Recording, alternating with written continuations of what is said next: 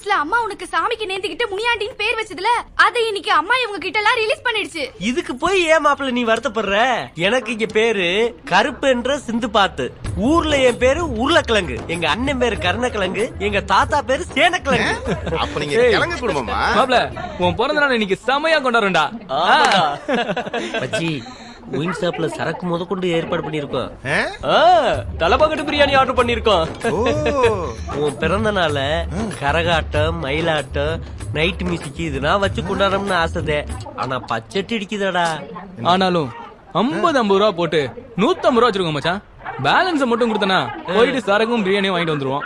150 ரூபாடா? 150 ரூபா மச்சான். சிறப்புடா, ரொம்ப சிறப்பு. ரொம்ப நன்றி. எவ்வளவு அருமையான நண்பர்கள் எனக்கு. ஆமா